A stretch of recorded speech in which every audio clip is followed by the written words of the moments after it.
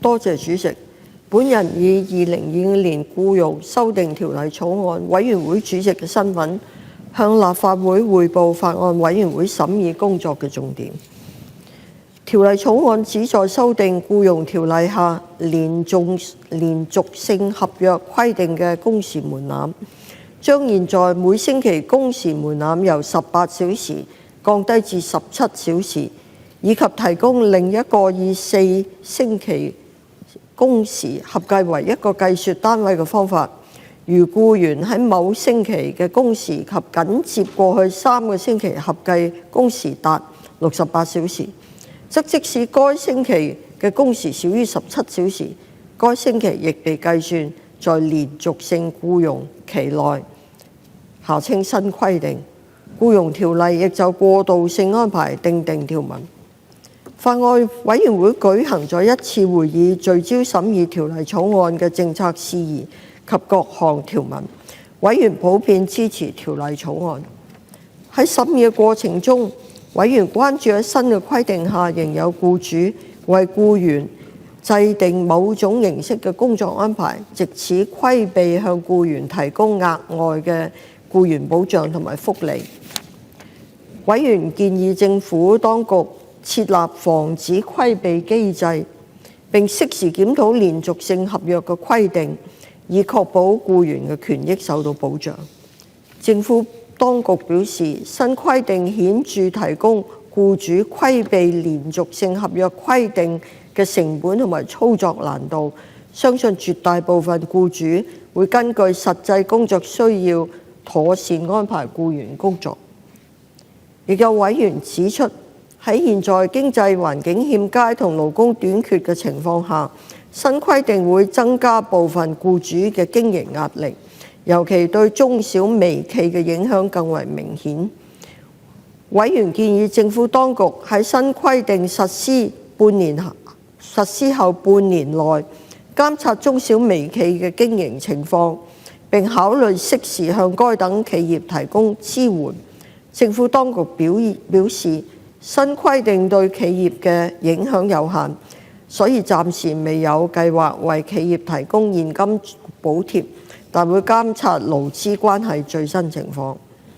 鑑於不少僱員，尤其基層僱員，對連續性合約規定同相關嘅僱員權益認識不足，委員建議政府當局加強宣傳推廣，包括派員到基層僱員嘅工作場所派發宣傳單張，並透過與地區婦女團體合作，向基層婦女進行宣傳，以提高佢哋對新規定嘅認識。政府當局表示會善用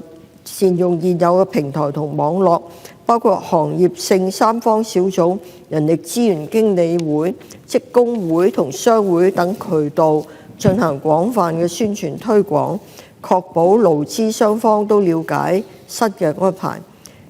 當局備悉並會跟進委員會就宣傳渠道建議，當局亦都會製作簡單工具，方便僱主同僱員了解新規定。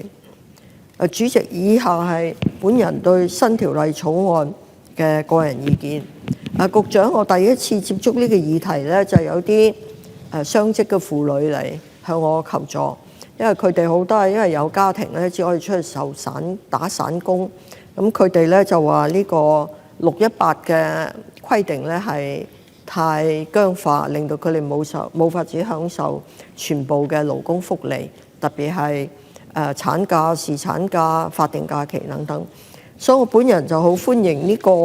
468嘅安排，特別以4個星期為一個連續性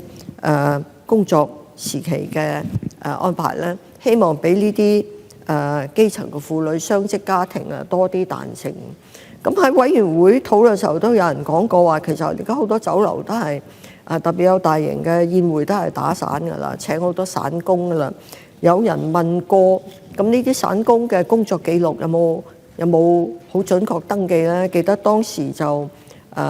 有同事或者係官員都指出嗰啲酒樓咧、酒店咧，佢嘅記錄應該好清楚，唔會呃佢哋。咁但最近出現一個問題，局長都好熟悉，就係嗰啲騎手啊，嗰啲平台經濟嘅騎手啊，最近啊競爭非常激烈啦。咁啊，呢啲騎手都醞釀投訴嘅。咁啊，因為多咗一種咧叫做搶單嘅安排嚇，嗰啲平台不斷派啲單出嚟，有10%，佢係搶，大家要搶單嘅。咁嗰啲騎手有個問題就係佢哋係自僱人士，同不同嘅平台工作並要搶單，咁點樣可以計算到佢哋嘅工作時間呢？咁所以我希望都局長回應嗰陣時候解釋下。另外我係有喺委員會討論時候建議咧，係多啲向基層婦女解釋嘅。咁除咗基層婦女之外咧，我覺得對呢啲少數族裔打散嗰啲，特別多數做騎手嗰啲咧，都可以解釋下嘅。咁即係譬如我個選區東涌都有好多呢啲騎手嘅嚇。咁啊，如果你話局長